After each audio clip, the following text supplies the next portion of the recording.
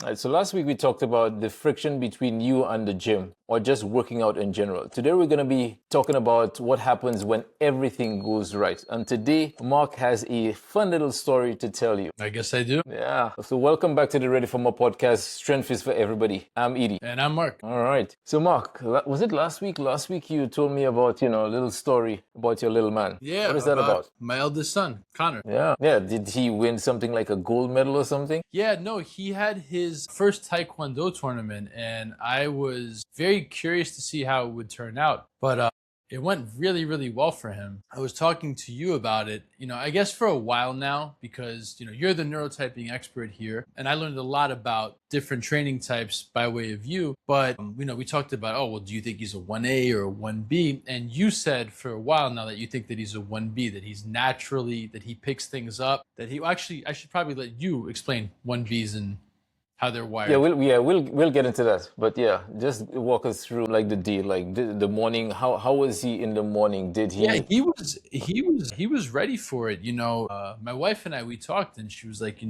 should probably practice a little more. He should, make sure that everything is locked in. But Connor was very confident that everything was locked in, and that he was, I got it, don't worry. And come the day of the tournament, there's a lot of kids, a lot of noise, a lot of people around, a lot of people watching. And, he was sitting on his mat. So at his age group, what they had kids do was demonstrate technique and then break boards, apply the technique to break boards as they cue them when it's their turn. And so I was worried at one point because he was one of the last people in his group to go, and he was, just kind of sitting there looking around. One kid was bothering him too, so I was like, great, it's going to aggravate things. And I told my wife at one point, let me just go down by the mat and check in on him to see how he's doing, because I want to make sure he's not getting agitated or like he's out of the game or whatever. So I walk up to him and everything is fine. He's like, no, I'm ready, I'm fine. Basically he was happy that I was sitting with him, but he was cool as a fan. And so when it was his turn to go, he just walks up, does the thing, big smile on his face, tons of energy, like not even bothered by the fact that everybody's watching him, and he knocks it out of the park. And his little selection of 3 kids, because everybody wins 1 bronze, silver, gold, he walked up and he crushed it, like just total energy, totally present, alert in the game, best of his group, and I'm saying that objectively as well, not just as his dad. He thrived off the energy, I would say, almost. Yeah, like I was telling you earlier on, I mean, he's somebody that will pick things up pretty quickly. He will rise to the occasion just like you. So when you were worried about him being picked on or whatever that other kid was doing, yeah, he would be okay. Like that actually motivated him to actually, because usually somebody like that, they need something to motivate them in terms of you telling them they suck or just something to agitate them, and they will actually perform better under that kind of pressure as opposed to somebody else, where that will actually get into their head. But yeah, for him, I had no doubt that, well, I mean, I didn't know he was going to perform, but I wasn't surprised when you told me that, yeah, he won the gold medal, and that is one gold medal of many for him. It's interesting watching the difference between his brother and him. So we've talked about this, and it's very obvious that they're 2 very different people. And if we were breaking it down by neurotypes, his younger brother Carlo is more of a type 3 we talked about, and Connor's a 1B. Carlo's very cerebral. He assesses the situation. I don't want to do it if it's not safe. I'll practice it 1,000 times. Whatever the thing is, he'll practice it 1,000 times. The other guy will just jump off the ledge and, I got hurt. But look, another story, and I was telling you this, this was just this past weekend. So I was working out, and he keeps asking me, Connor keeps asking me, my older son, the one Taekwondo. Are you going to tell me about the...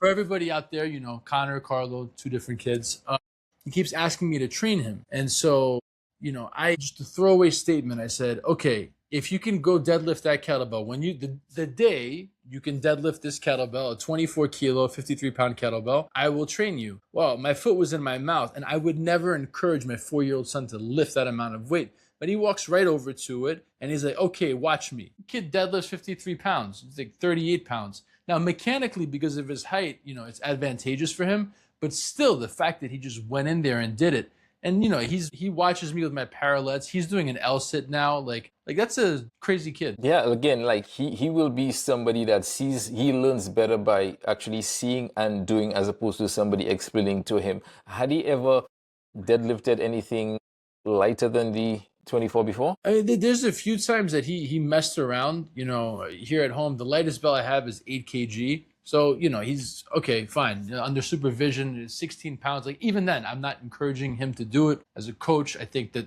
you know, a few years down the road, right now we can teach patterns at his age group. It's better to teach patterns than to have him lift weight, which is why I'm trying to push him more towards, like, if he wants to train with me, let's do some animal flow. Let's focus on how to move through these movements, the loaded patterns, but not actually load you up. But you know, he just, I guess he sees me, and it's forbidden to him, it's prohibited, so it's all that more enticing.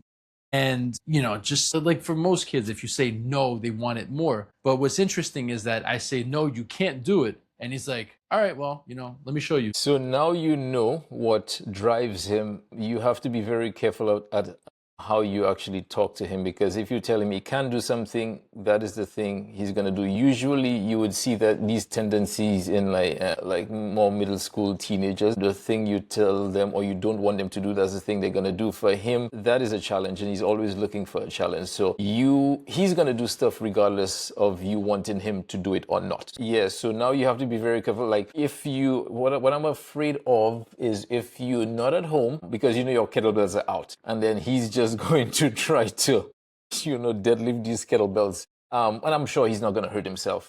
But that is something you have to be mindful of, because he's going to try stuff. I don't think so, because he's fairly disinterested in it. If I'm not doing it, if it's not relevant to a current context, you know, of, oh, well, my dad's training and I want to train. I want to do what he can do. You know, he tells me all the time, he's like, I'm going to lift heavier weight than you. Well, with that attitude, you probably will.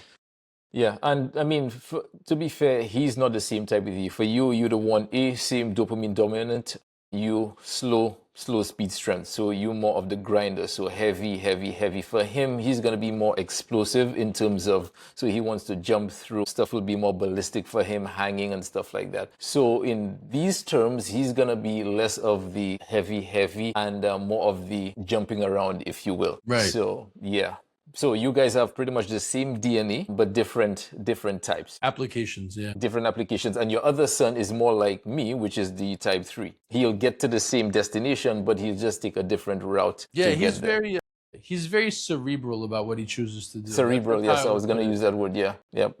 In your briefing, I saw that maybe you want to say about how you're, because I thought it was a good point, how you're hardwired from the beginning, right? So, you know, even though your hormone levels will change as you get older. You know, you'll get more testosterone, you'll get more of everything, right? As your body boots up, really your hardwiring of who you are or your training type is maybe baked in from the beginning. It really is. I mean, you could try to kind of manipulate it, but a better route is knowing exactly how you're wired, so you could better not manipulate, but better go on in life, if you will. Because you don't want to, because there's a lot of like type 1, and I'm going to give you an example. So the type 1s, they are dopamine dominant, and usually they seek thrill. They seek thrill, you know. So a lot of them say you go to the army. So the army is more rigid. So you would see the army is more type 3, if you will. So it's all structure, it's all hierarchy and stuff like that. So when these guys retire now, that's why you have so many cases, not to get morbid, of, you know, drug use, alcohol, sometimes, you know, suicide and stuff like that. Because the guys, so now they leave the army, they're wired a certain way, but they just left something structured. So now there's that battle, you know, going on in their head. But if you know exactly how you're wired, then you could better manage, you know, how to go, you know, navigate around that. Yeah, or, you know, even as a coach, if I'm looking at somebody and I know, you know, one thing that they forget which cert this was, however many certs ago, but they talk about, you know, understanding what people's motivations are. You know, are people intrinsically motivated, or do they need external motivation? Are they motivated by success, or are they chasing after something, or are they motivated against failure? Is there a line they don't want to fall underneath? If I fall beneath this point, I'm a failure, so I have to work to not be this person, versus I have to work because the person I want to be is here. The goal I want is here. These are things that you try to determine when you're, as a coach, when you're talking to somebody, what is the source of their motivation? Yes, what is the source of their motivation? So for one of your clients we met yesterday, she took the test, and just like I thought, she was a 1B. That is why, because most clients don't want to become certified in anything, but she was one of them. So that is a little clue as to most, not all, but a lot of clients that actually want to get certified in anything, not even wanting to be a trainer. That is the challenge. So I want to do that. And then she got that. And then she was like, okay, Mark, what is next? I want to do that. Not you prompting her to do anything. She just naturally just wanted to do that because that is the challenge. To be fair, I think I opened my mouth during the pandemic when I was Wrong training her. move. I had said something along the lines of, well, given your baseline strength and conditioning now, I think that you could pass the, strong first level 1 kettlebell cert. She's like, really? I'm like, yeah, dude, total throwaway comment. And then 5 minutes later, all right, coach, so are we training for this or what? I'm like, what do you mean? And then she goes and she knocks it out of the park. Yeah, easy like that. All right, so guys, what I want you to do this week, if you have a little one drawn to a certain type of movement or environment, I want you to pay close attention. And if you don't know your type yet, let's change that. So you guys could just drop a comment in the description below, in the chat below. Just type neuro and we'll get in touch, and then we'll probably send you a test, and you could see exactly what type you are. Guys, if you don't know where your starting point is, please head to geteveryreadyfit.com and take our strength audit. It's 3 minutes, a couple questions, and it'll definitely give you a starting point as to where you are strength wise. All right, guys, that's it for us today. I hope you enjoyed this podcast. We'll see you soon next week with a new topic. Until then, stay strong. Stay strong. And another thing, I will be diving deeper into the 5 neurotypes probably next week or the week after. Still, take a look out for that. All right, see you guys next week. Peace.